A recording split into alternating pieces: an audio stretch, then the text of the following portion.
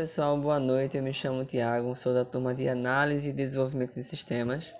Vou estar aqui apresentando esse trabalho que vai falar sobre a CPU, o processador.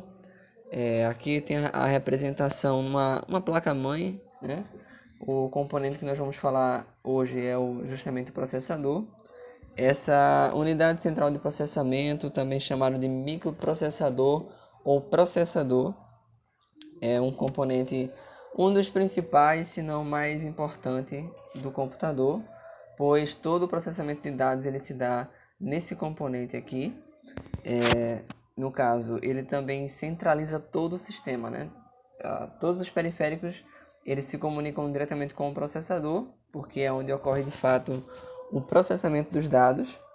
E aqui no caso também quero representar, falando um pouco sobre o conceito, né? A CPU, ela tem como função principal unificar todo o sistema, controlando as funções realizadas em cada unidade funcional. É responsável pela execução de todos os programas que obrigatoriamente deverão estar armazenados na memória principal. Então nós percebemos aqui a importância desse componente no computador. E aqui eu quero falar um pouco sobre essa divisão do processador, essa divisão lógica, né, que nós temos no processador.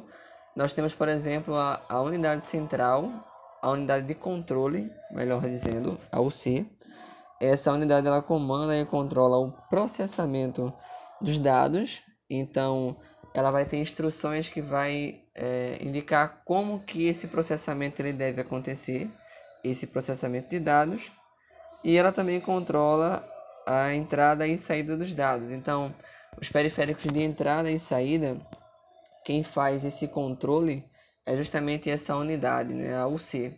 Por exemplo, digamos que eu utilize mais de um periférico de entrada e saída, para que não ocorra nenhum conflito de informações. Quem vai harmonizar essa inserção de dados, essa harmonia de fato é a unidade de controle. Já se tratando da unidade lógica e aritmética, ela é onde justamente acontece o processamento de dados definitivamente, né? De uma forma propriamente dita, podemos dizer assim. Todo o processamento de dados ele ocorre justamente nessa unidade.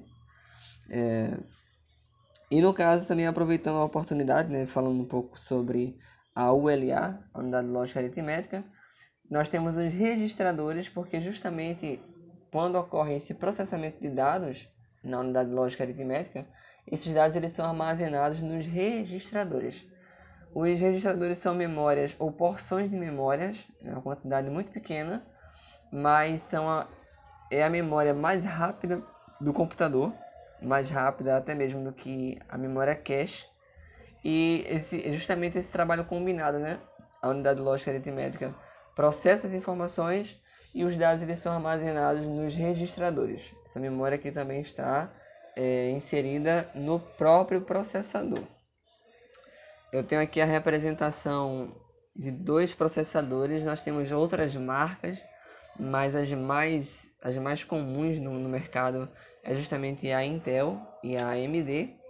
E aqui eu coloquei um quadro para representar um pouco melhor a ideia das memórias cache. Memória cache é como se fosse uma memória de atalho. É um arquivo que, digamos que eu acesse com uma certa frequência esse arquivo, ele vai ficar armazenado na cache porque é para de fato um ganho de tempo. O processador ele vai solicitar aquele arquivo, caso ele esteja na cache, ele ganha tempo, né? Ele não vai precisar acessar outras memórias. Do contrário, se não tivesse de fato na cache, aí ele teria que acessar a memória RAM para localizar aquele arquivo, e caso não tivesse na memória RAM, ele ia solicitar no HD. Então, basicamente, é uma forma de representar. Inclusive aqui tá os registradores, né? Muito mais próximo, é a prioridade máxima de leitura, digamos assim. E aqui a gente finaliza esse assunto.